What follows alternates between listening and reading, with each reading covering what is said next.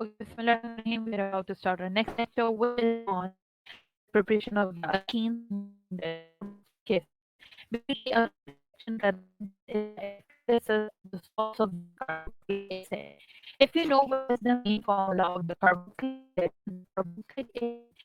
is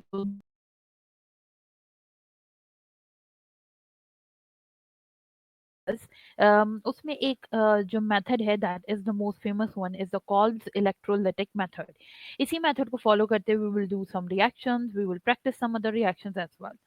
So when the sodium or the potassium salt, जब कोई भी सोडियम यानी Na या पोटाशियम यानी के salts of dicarboxylic acid like succinic acid are subjected to the electrolysis, जब हम succinic acid को इलेक्ट्रोलिसिस के लिए जो है वो ऐड करते हैं एक्वा सोल्यूशन के अंदर, अल्कीन्स बनते हैं. ठीक है, यानी अब हमने सबसे पहले सुक्सिनिक एसिड ले लेना है. सुक्सिनिक एसिड की हमने क्या करनी है, पहले सबसे पहले उसको कन्वर्ट करना है into them into the sodium or the potassium salts. The ionization करवाएंगे after the formation of the sodium salt of the succinic acid. तो हमारा जो रिजल्ट बनेगा उसके अंदर हमारे पास आएंगे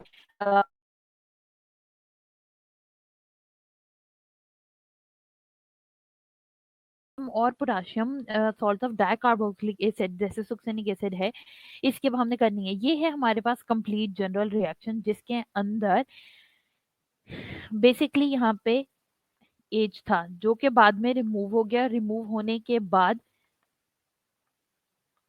उसकी जगह सोडियम लग गया है. ये जो सोडियम लगा है दैट इज सोडियम सॉल्ट. ये सोडियम सॉल्ट बना रहा है.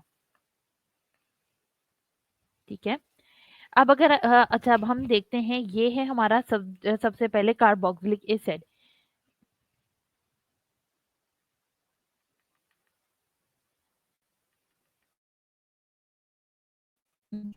तो इन दोनों का क्या रिएक्शन हो रहा है, ये हमारे पास है हमारा कार्बोक्सिलिक एसिड. एक सेकंड.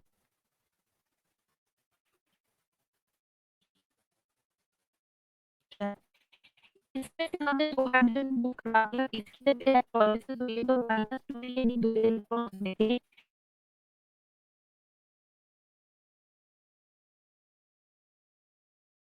और चीज बची है वो है CH2 C double bond O negative and C double bond O dot. अब यहाँ पे अगर हम देखें तो यहाँ नेगेटिव का साइन था और यहाँ डॉट का साइन था. What is the difference between the negative and dot sign is that इसके पास एक और इसके पास एक इलेक्ट्रॉन मौजूद था. जब इलेक्ट्रोलिसिस में वो दो इलेक्ट्रॉन भी निकल गए तो अब ये बन गए हैं रेडिकल. ये क्या बन गए, अब ये सिंपल रेडिकल बन गए हैं. इसलिए इनके ऊपर डॉट का साइन हमने डाला है. कैथोड पे एट द सेम टाइम पर क्या हो रहा होगा अब वो हम देखते हैं, लेकिन उससे पहले ये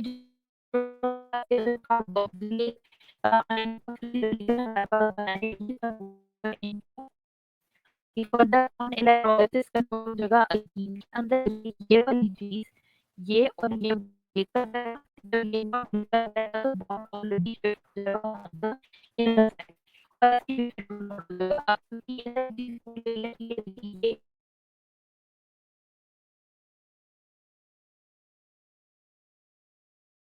रहा होता है, जो पानी के दो मॉलिक्यूल्स हैं वो दो इलेक्ट्रॉन्स के साथ रिएक्ट करते हैं और हाइड्रोक्साइड आयंस के अंदर कन्वर्ट हो जाते हैं और H2 गैस लिबरेट हो जाती है. जो सोडियम आयंस हैं ये रिएक्ट करते हैं हाइड्रोक्साइड आयंस के साथ और बना देते हैं सोडियम हाइड्रोक्साइड.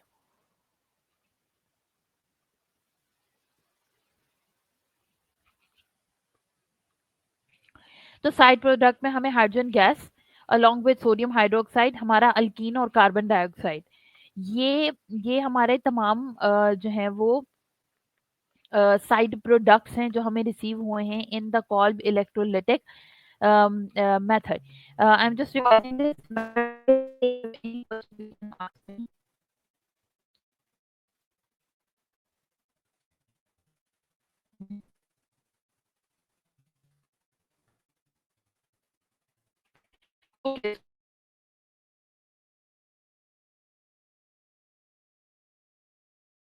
सोडियम और पोटाशियम सॉल्ट्स इस्तेमाल कर सकते हैं जो कि डाइकार्बोक्सिलिक एसिड के होते हैं.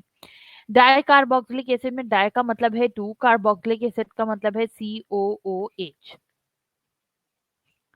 अब हम यूज कर रहे हैं सुक्सिनिक एसिड। सबसे पहले सुक्सिनिक एसिड को हम कन्वर्ट कर लेंगे उसके सॉल्ट के अंदर, जहां पे उसका एक hydrogen C double bond O O H का एक हाइड्रोजन रिमूव करके सोडियम या पोटेशियम अटैच कर दिया जाता है। On ionization it's converted into the negative part and the positive part. जो नेगेटिव पार्ट है फर्दर, वो उसको हम इलेक्ट्रोलिसिस की तरफ फॉरवर्ड करवाते हैं, और ऑन इलेक्ट्रोलिसिस दो इलेक्ट्रॉन्स उसमें से रिमूव हो जाते हैं जो कि नेगेटिव साइन दे रहे होते हैं, और एज अ रिजल्ट हमारे पास रेडिकल आ जाता है with the dots on it. अब क्या होगा, ये जो रेडिकल है ये फ्री रेडिकल होगा, they can react very easily. लेकिन क्या होता है, ये जो हमारे पास फ्री रेडिकल आता है, इसके यहाँ से सी सी का बॉन्ड ब्रेक कर जाता है, और हमारे पास ये जो CH2 सिंगल बॉन्ड CH2 है, ये आ जाती है विद द डबल बॉन्ड, क्योंकि ये वाला जो ये बॉन्ड और ये बॉन्ड ब्रेक हुआ है, ये दोनों शिफ्ट हो जाते हैं on the mid of the CH2। हमारे पास अल्कीन आ जाता है, एंड कार्बन डाइऑक्साइड रिलीज हो जाती है इसके साथ। कैथोड के ऊपर हमारे पास दो पानी के मॉलिक्यूल हैं, दो इलेक्ट्रॉन हैं। जब ये आपस में मिलते हैं तो हाइड्रोक्साइड आयन बनता है, साथ हाइड्रोजन गैस लिबरेट हो जाती है। एक प्रोडक्ट ये था, एक प्रोडक्ट ये था, साथ सोडियम हाइड्रोक्साइड हमें मिल जाता है, क्योंकि सोडियम और हाइड्रोक्साइड आयन आपस में जो है वो कंबाइन करते हैं, सोडियम हाइड्रोक्साइड बना देते हैं। Next, we have partial hydrogenation of the alkynes. Alkynes की partial hydrogenation. The second method is the fifth method is the partial hydrogenation of the alkynes. Control hydrogenation of the alkyne with a hydrogen gas in an equimolar ratio over heated catalyst. Give the alkenes. The catalyst is finally divided, platinum supported on the BaSO4 and poisoned by the treatment with the quinoline, the Lindlar's catalyst. Now, your main important MCQ short as well as long is Lindlar's catalyst. ठीक है, Lindlar's catalyst क्या होता है? Lindlar catalyst होता है platinum यानी PD in the presence of BaSO4 barium sulphate with quinoline. ठीक है, ये तीनों चीजें मिलकर लिंडलर्स कैटलिस्ट हमारा बनाते हैं। तो कंट्रोल हाइड्रोजनेशन अगर हमने करवानी हो अल्काइंस की हाइड्रोजन गैस की प्रेजेंस के अंदर, यानी ट्रिपल बॉन्ड तोड़ना है, लेकिन उसको इतना नहीं तोड़ना कि वो सिंगल बॉन्ड में कन्वर्ट हो जाए, हमने उसको डबल बॉन्ड तक ही रखना है, तीन बॉन्ड में से सिर्फ एक तोड़ना है। तो फिर हम लिंडलर्स कैटलिस्ट का इस्तेमाल कर सकते हैं। कैटलिस्ट जो है वो फाइनली डिवाइडेड प्लैटिनम है, जिसको जो कि अटैच है BaSO4 के साथ, और फिर उसको साथ पॉइजन करवाया गया है, यानी उसको पॉइजन का मतलब है कि थोड़ा सा ऐड करवाया गया है quinoline. Now in this is the R वाला reaction is a general reaction, जिसके अंदर जब हाइड्रोजन गैस ऐड की गई है, तो इन the presence of the Lindlar's reaction हमारे पास डबल बॉन्ड का प्रोडक्ट बन गया, जो कि सिस अल्केन है, यानी hydrogen on the same side and heavy chains on the other same side. A transalkene can be obtained by treating an alkyne। जो transalkenes हैं वो भी हमें मिल सकती हैं और alkyne with the sodium in the liquid ammonia. अब अगर हमारे पास पेपर में क्वेश्चन आ जाता है कि हमने ट्रिपल बॉन्ड से यानी अल्काइन से सिस अल्कीन और ट्रांस अल्कीन बनानी है, तो for the cis alkene we will use hydrogen gas and Lindlar's reagent या कैटलिस्ट, और for the preparation of trans alkenes we can use with the sodium in the liquid of ammonia. ठीक है, hydrogen. अब एक main difference ये है कि यहाँ पे मॉलिक्यूलर फॉर्म में है, और इन लिंडर्स कैटलिस्ट में मॉलिक्यूलर फॉर्म में है, दूसरे के अंदर सिर्फ एटॉमिक फॉर्म में हाइड्रोजन मौजूद है। In the presence of the sodium with the liquid ammonia at -33 degree C, जो हमारे पास अल्काइन था वो कन्वर्ट हो जाएगा ट्रांस अल्कीन के अंदर। ठीक है, so these are the two other methods जो के हैं for the preparation of the alkenes, and this is the important one for your long as well. Now, what are the few physical properties of the alkynes? So, first three members like ethene, propene, butene are the gases at the room temperature, while the C5 to C15 are the liquids and higher members are the solid. They are insoluble in water but soluble in alcohols as well. ये water के अंदर insoluble हैं और ये soluble हैं alcohols में. They have characteristic smells and burn with a luminous flame. अब जो पहली प्रॉपर्टी है वो ये है कि जो पहले तीन मेंबर्स हैं, इथीन, प्रोपीन, ब्यूटीन, ये गैसेस हैं। ये एमसीक्यू बन सकता है। C5 to C15 लिक्विड्स हैं और हायर मेंबर सॉलिड हैं। ये इनसॉल्युबल हैं पानी के अंदर, यानी पानी में मिक्स नहीं हो सकते, but soluble in the alcohols. लेकिन अल्कोहल्स यानी OH वाले जितने भी हमारे पास अल्कोहल्स होंगी, उनके अंदर ये आसानी से सॉल्युबल हो सकते हैं।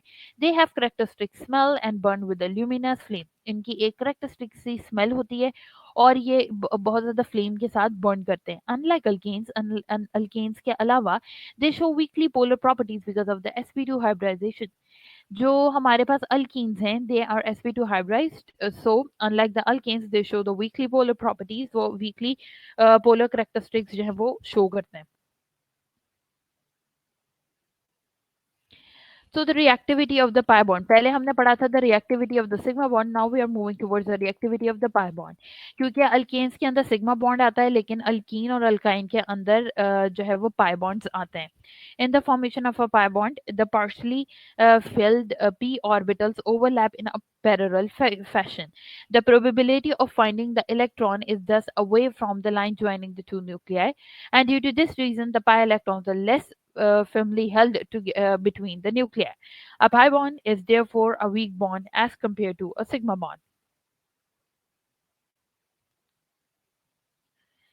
So basically between the carbon carbon अगर हमारे पास सिग्मा बॉन्ड है और अगर हमारे पास डबल बॉन्ड है कार्बन कार्बन के बीच, तो इसके अंदर बॉन्डिंग सिंपल इस तरह से होगी और जो प्रोबेबिलिटी है इलेक्ट्रॉन को फाइंड करने की वो यहाँ पे मैक्सिमम होगी। लेकिन जब बॉन्डिंग डबल बॉन्ड के साथ हो रही है तो एक जो सिग्मा बॉन्ड पहला बन रहा है वो तो लीनियर ओवरलैप होगा, लेकिन जब भी पाई बॉन्ड हमें पता है बनता है तो वो पैरेलल ओवरलैप होता है इस तरह से। इस ये जो बॉन्ड फॉर्मेशन हो रही होती है इसको हम डबल बॉन्ड से शो कर देते हैं, ठीक है। ये जो बॉन्ड फॉर्मेशन होती है इसके अंदर probability of finding electron is 0। इसकी वजह से ये जो बॉन्ड हमारे पास बनता है इसको ब्रेक करना बहुत आसान होता है। कम एनर्जी और कम कंडीशंस के अंदर हम इस पाई बॉन्ड को ब्रेक कर सकते हैं, और पाई बॉन्ड को ब्रेक करने की वजह से उसकी रिएक्टिविटी पूरे मॉलिक्यूल की इंक्रीज कर जाती है। So a pi bond is therefore a weak bond as compare to a sigma bond. Pi bond एक वीक बॉन्ड है as compare to sigma bond, and during a reaction it breaks comparatively easily, rendering alkenes as the reactive group of compounds. Moreover, the loosely held pi bond, जो pi electron जो loosely held होता है, जो उसके अंदर full bonding के साथ attach नहीं हुआ होता, are more exposed to the attack by the electrophilic reagents. जितने भी हमारे इलेक्ट्रोफिलिक रिएजेंट्स होते हैं, जितने भी हमारे इलेक्ट्रोफिलिक रिएजेंट्स होते हैं उनसे ज़्यादा जो है ये एक्सपोज हो जाता है, या ज़्यादा उसके साथ जो है वो अटैक करवाया जा सकता है। तो जो हमारे अल्कीन्स हैं ये इलेक्ट्रोफिलिक रिएक्शन बहुत आसानी से दे सकते हैं। अच्छा, अब कौन सा स्टूडेंट आया है? अब्दुल रहमान। बच्चे मुझे बता दें, आप मैंने जो दोनों मेथड आपके रह गए थे कल वो मैंने कवर करवा दिए हैं, which includes a called electrolytic synthesis और साथ partial hydrogenation of alkene and alkyne, and you missed that lecture। यही दो रह गए थे ना हमारे। तो ये electrolysis of dicarboxylic acid,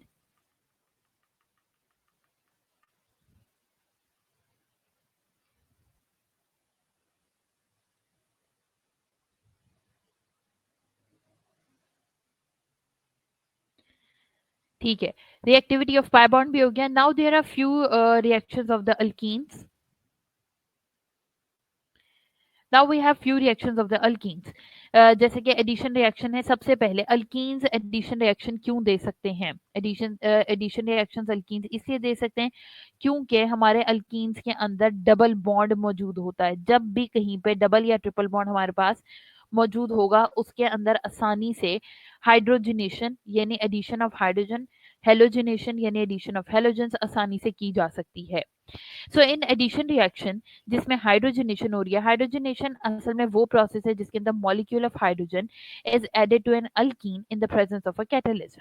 hydrogenation क्या है कि ऐसा प्रोसेस है जिसके अंदर मॉलिक्यूल ऑफ हाइड्रोजन, एक हाइड्रोजन का मॉलिक्यूल यानी H2 को आसानी से ऐड करवाया जा सकता है किसी भी डबल बॉन्ड वाले मॉलिक्यूल के अंदर यानी अल्कीन के अंदर, but in the presence of the catalyst at the moderate pressure of 1 to 5 atm। 1 to 5 atm के प्रेशर के अंदर with the catalyst we can do this reaction to give a saturated compound, ताकि हमें saturated यानी कोई भी double या triple bond वाला कंपाउंड ना मिले, सिंगल बॉन्ड वाला कंपाउंड सैचुरेटेड जिसके कार्बन की तमाम वैलेंसीज को सिंगल बॉन्ड से सेटिस्फाई किया होगा, ऐसा एक कंपाउंड मिल जाए। इस प्रोसेस को हम कैटालिटिक हाइड्रोजनेशन का नाम देते हैं। ये वाला जो प्रोसेस है इसको हम कैटालिटिक हाइड्रोजनेशन का नाम दे रहे हैं। अब बेसिकली हम एडिशन रिएक्शन कर रहे हैं जिसके अंदर हम हाइड्रोजनेशन कर रहे हैं, तो पहली हमारी हेडिंग बनेगी कैटालिटिक हाइड्रोजनेशन की।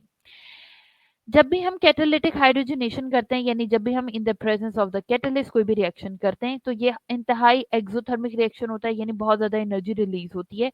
और वो अमाउंट ऑफ हीट जो इवॉल्व होती है जब 1 मोल ऑफ अल्कीन को हम हाइड्रोजनेट यानी इन the presence of catalyst hydrogen उसके अंदर ऐड करवाते हैं, इसको हम हीट ऑफ हाइड्रोजनेशन या इंथैलेपी ऑफ हाइड्रोजनेशन का नाम भी दे सकते हैं। वो अमाउंट ऑफ हीट जो इवॉल्व हो बाहर निकले, एब्जॉर्ब की बात नहीं हो रही, इवॉल्व की बात हो रही है। जब 1 मोल ऑफ अल्कीन को हम हाइड्रोजनेट करवाएं इन the presence of catalyst and hydrogen, तो इसको हम हीट ऑफ हाइड्रोजनेशन या मैंने कहा इंथैलेपी ऑफ हाइड्रोजनेशन का नाम दे सकते हैं।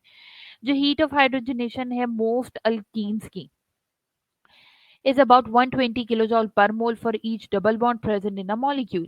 अब ये अमाउंट याद करने की ज़रूरत है हमें, because this can come in your MCQs in your final papers, कि जो हीट ऑफ हाइड्रोजनेशन है हर तकरीबन मोस्टली अल्कीन्स की वो 120 किलो जॉल पर मोल के करीब करीब होती है for each double bond present a molecule. Her double bond जो मॉलिक्यूल के अंदर मौजूद होगा उसके लिए 120 किलो जॉल पर मोल की एनर्जी हमारे पास आएगी। जो catalyst employed are platinum platinum and Raney निकल।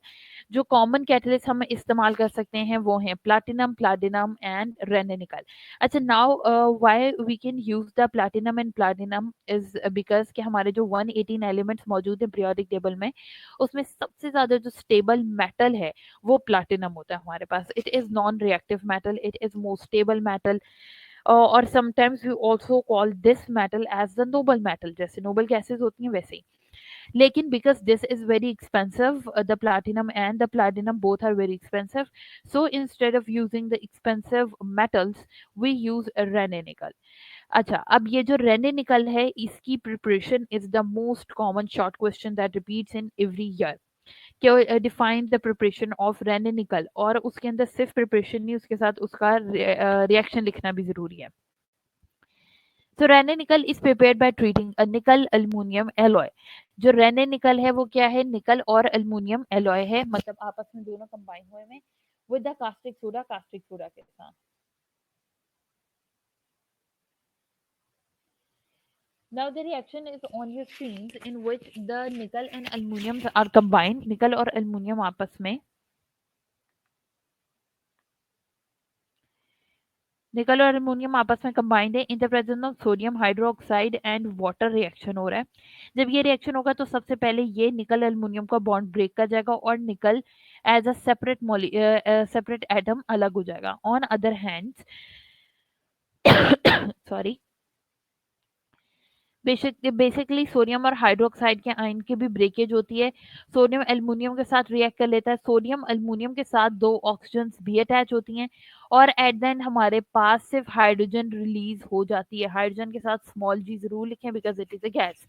तो जब भी हम रेने निकल की प्रिपरेशन करते हैं या निकल की प्रिपरेशन करते हैं, तो उसके अंदर निकल एल्युमिनियम एलॉय को हम लेते हैं और इन the presence of sodium hydro oxide and water reaction होता है, जिसके अंदर सबसे पहले NiAl का बॉन्ड ब्रेक कर जाता है और निकल हमें मिल जाता है। So most alkenes are hydrogenated.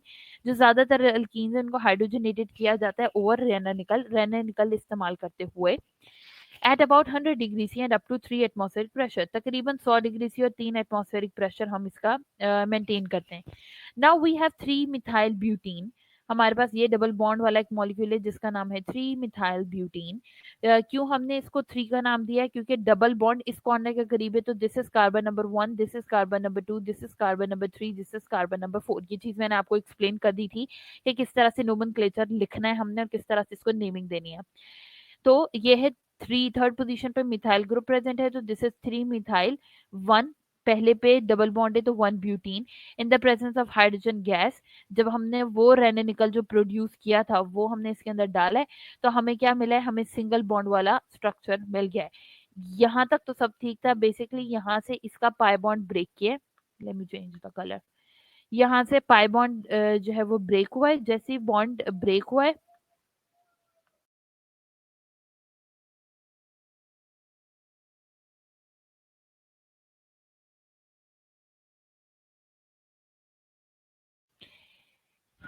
अच्छा, जैसे यहाँ से बॉन्ड ब्रेक किया, ये जो हाइड्रोजन गैसी H2 मॉलिक्यूल्स थे, ये एक हाइड्रोजन इसके पास और एक हाइड्रोजन इसके पास गई है, जिसके रिजल्ट में हमें जो है वो सिंगल बॉन्ड वाला कार्बन के तमाम वैलेंसी को सिंगल बॉन्ड से सेटिस्फाई किया हुआ आइसोब्यूटेन बेंटेन या ब्यूटेन, यहाँ पे एक छोटी सी गलती है, it is not a pentane, it's a butane, butane मिल गया है, ठीक है। अच्छा, नेक्स्ट ये था रेने निकल प्रिपेयर करके उससे रिएक्शन करवाना। Now we have a cyclohexene, यानी sorry, now we have a benzene.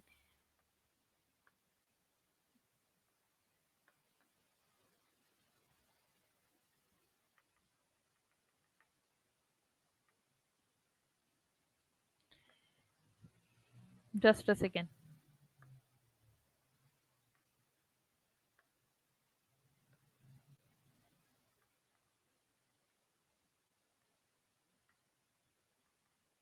अच्छा, now we have benzene. Benzene के अंदर हमें पता है, क्योंकि तीन अल्टरनेटिव डबल बॉन्ड और सिंगल बॉन्ड्स मौजूद होते हैं, तो इस पर्पस के लिए हम क्या करते हैं, उसके अंदर सिर्फ तीन हाइड्रोजन के मॉलिक्यूल्स डाल देते हैं। जब भी हम तीन हाइड्रोजन के मॉलिक्यूल डालते हैं, तमाम पाई बॉन्ड्स जो उसके अंदर तीन पाई बॉन्ड मौजूद होते हैं वो ब्रेक होते हैं, nickel in the presence of the Raney nickel, जो हमारा बेंजीन है वो साइक्लोहेक्सेन के अंदर कन्वर्ट हो जाता है। Now this can come in your short question as well, कि बेंजीन से साइक्लोहेक्सेन की प्रिपरेशन करनी है, ठीक है। अब जब हमने बेंजीन से साइक्लोहेक्सेन की प्रिपरेशन करनी है, तो मेन चीज क्या है उसके अंदर मेन चीज है हमारा रेने निकल। तो पहले हम रेने निकल की प्रिपरेशन करेंगे और वो निकल इस्तेमाल करते हुए बेंजीन को जो है वो साइक्लोहेक्सेन के अंदर कन्वर्ट करवाएंगे। जो कैटालिटिकल हाइड्रोजनेशन है, जिस तरह की ये हाइड्रोजनेशन आज हमने की है अल्कीन्स की, ये यूज होती है लेबोरेटरी के अंदर as well as in industries. Industries के अंदर भी यूज होती है। In industry it is use for manufacture of the vegetable ghee. Industries के अंदर इसको इस्तेमाल किया जाता है ताकि हम वेजिटेबल घी बना सकें from the vegetable oils. Oils यानी डबल बॉन्ड वाले से हम सिंगल बॉन्ड बना के वेजिटेबल घीज बना सकें। लेबोरेटरी के अंदर it is used as a synthetic method as well as an analytical tool as the reaction is generally quantitative. क्योंकि रिएक्शन जनरली क्वांटिटेटिव होता है, हमें ज्यादा क्वांटिटी और अच्छी क्वांटिटी मिल सकती है, तो हम इसको इस्तेमाल करते हैं as a synthetic method as well as analytical tool to check the products and the reactants. ये भी इस्तेमाल किया जा सकता है। द सेकेंड इज जो हमारे पास, अच्छा बच्चे आपका इसमें से कोई सवाल है और अगर नहीं है तो फिर हम मूव करें।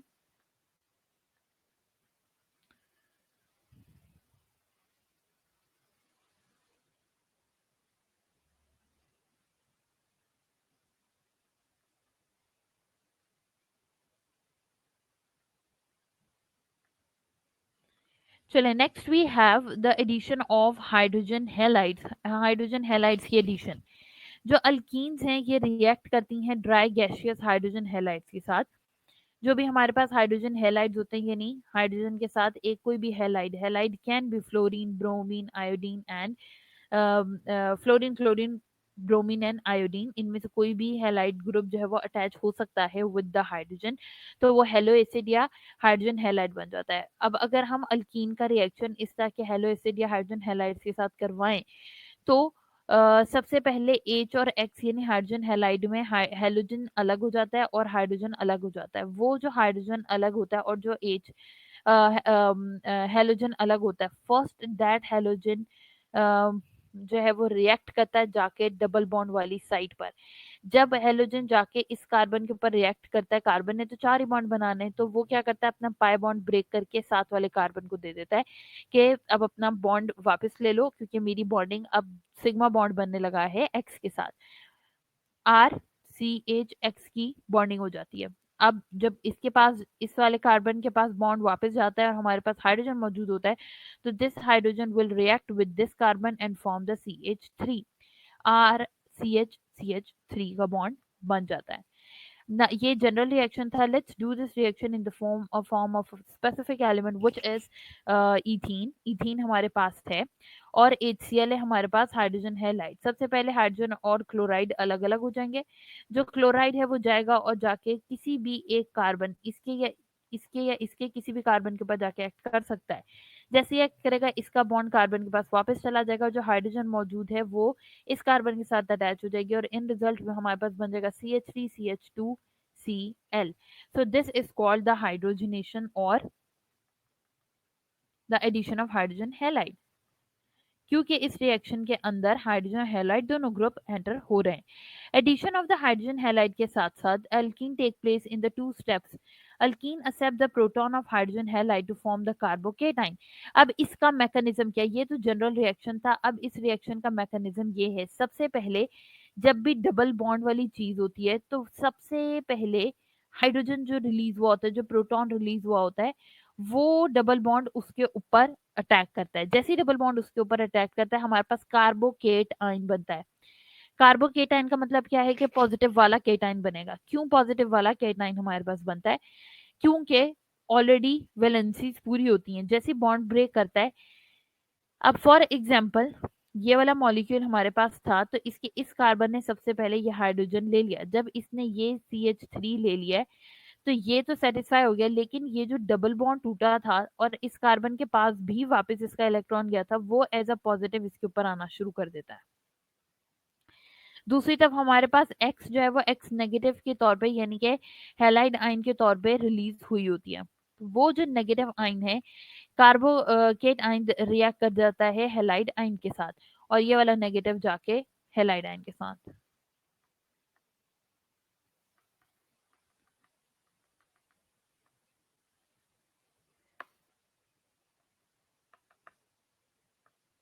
ठीक है.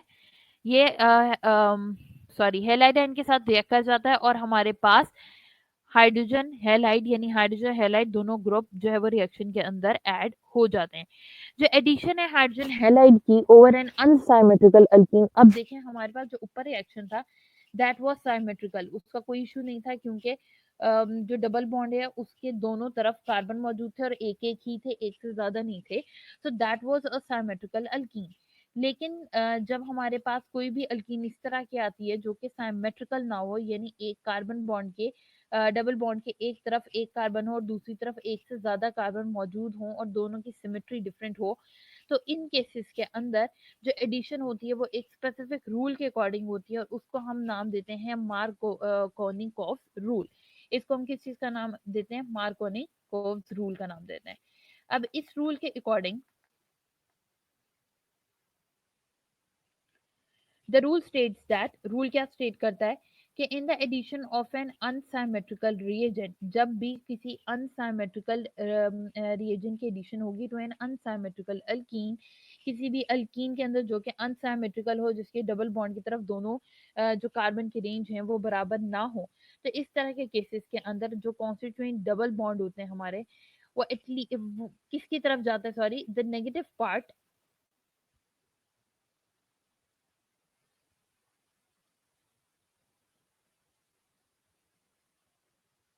जी बच्चे.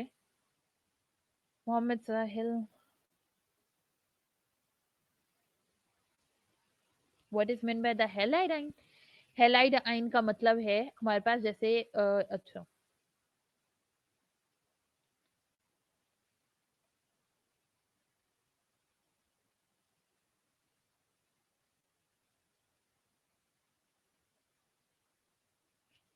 तो बेसिकली आपने हैलाइड आइन का पूछा और फिर आप चले गए, लेकिन मैं बता देती हूँ कि हैलाइड आइन में जो हेलोजन है उसका कोई भी अगर नेगेटिव पार्ट बन रहा है, जैसे कि HBr है और वो ब्रेक हो रहा है, तो ब्रोमीन नेगेटिव हो जाएगा, हाइड्रोजन पॉजिटिव हो जाएगा. तो वो जो Br नेगेटिव है वो हेलोजन का आइन है या उसको हैलाइड आइन का नाम भी दे दिया जाता है.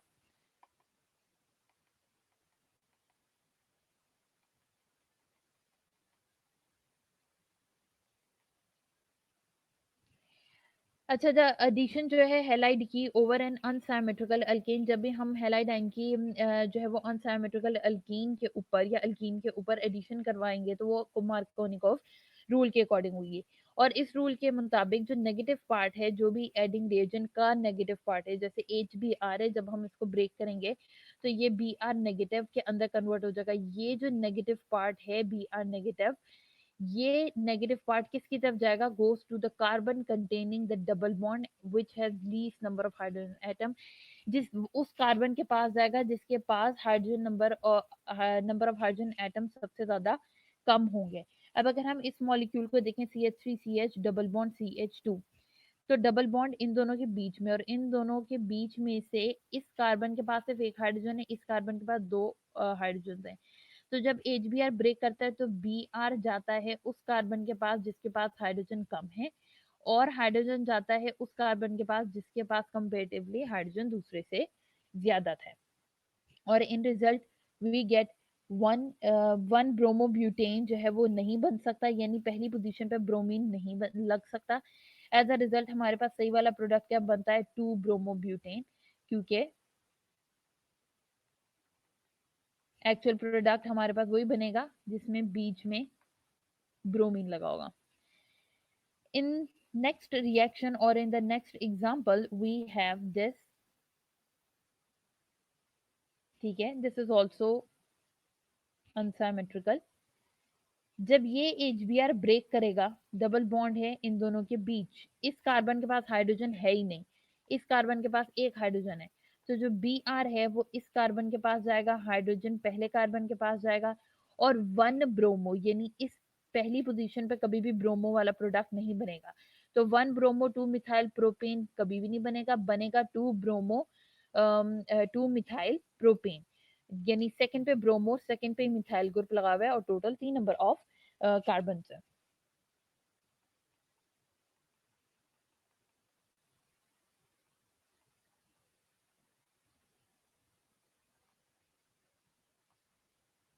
Okay, and last we have the addition of sulphuric acid.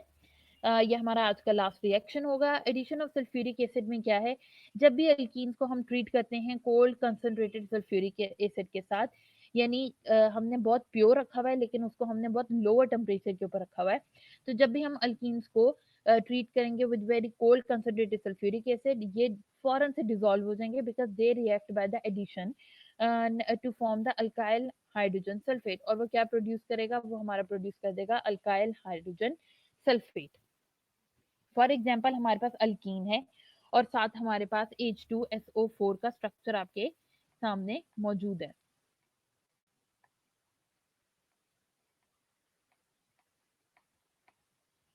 ये जो स्ट्रक्चर हमारे पास मौजूद है इसके अंदर सी एच हमारे पास ये जो डबल बॉन्ड हमारा मौजूद है, इट विल ब्रेक।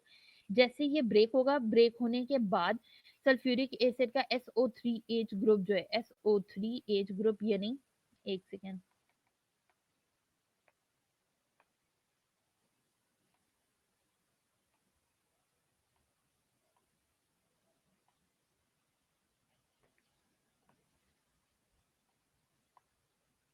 ठीक है, ये जो हमारे पास सल्फ्यूरिक एसिड बन रहा है इसमें से OH ग्रुप सेपरेट हो जाएगा और SO3H ग्रुप रह जाएगा। वो SO3H group along with O combine हो जाएगा हमारे अल्कीन के साथ, और हमारे पास इन रिजल्ट बन जाएगा इथेन हाइड्रोजन सल्फेट। तो these alkyl hydrogen sulphates on boiling with water, पानी के साथ जब हम इनको बॉयल करेंगे ये डिकम्पोज हो जाएंगे और हमें कॉरस्पॉन्डिंग अल्कोहल्स दे देंगे। जो ओवरऑल रिएक्शन है ये इसके अंदर इन्वॉल्व होता है the addition of water to an alkene. सबसे पहले पानी की एडिशन भी अल्कीन के अंदर हो रही होती है, and it is therefore called the hydration reaction. इसका अब ये बात याद रखना जरूरी है कि जो एडिशन ऑफ सल्फ्यूरिक एसिड है उसका दूसरा नाम क्या है? Hydration reaction. क्यों हाइड्रेशन रिएक्शन है? क्योंकि इसके अंदर हाइड्रोजन की एडिशन हो रही होती है। अगर हम ये जो इथेन हाइड्रोजन सल्फेट का मॉलिक्यूल देखें, इसके अंदर जब हमने पानी रिएक्ट करवाया, जब हमने पानी ऐड करवाया है, तो एट 100 डिग्री C हमारे पास क्या बन रहा है? CH3CH2OH। हमारे पास क्या चीज बन रही है? अल्कोहल बन रही है विच इज CH3CH2OH, और साथ H2SO4 प्रोड्यूस हो रहा है जो कि वापस हमारा सल्फ्यूरिक एसिड बना है। तो इस तरह के रिएक्शंस जिनके अंदर एक्स्ट्रा प्रोडक्ट जो बने वो वही होता है जिसके साथ हमने रिएक्ट करवाया होता है। ये इंतहाई यूजफुल रिएक्शंस होते हैं because these reagent we can again use as a reagent in our next reaction. Now, if you have question till here, the addition of uh, sulfuric acid तक, So you can ask me next 1 minute. If not, then we will cover our next topics like the addition of halogens with their mechanism in our next class.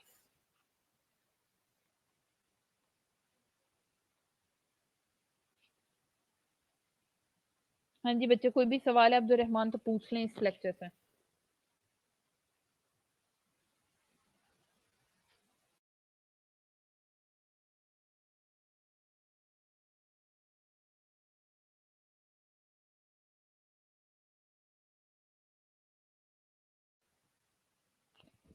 चलें ठीक है, आज का हमारा इतना ही था। जितने भी रिएक्शन है इनके मैकेनिज्म्स को एक दफ़ा प्रैक्टिस कर लें। अगर कोई भी कल तक क्वेश्चन बनता है तो मुझसे next first 5 minutes of next lecture में पूछ लें।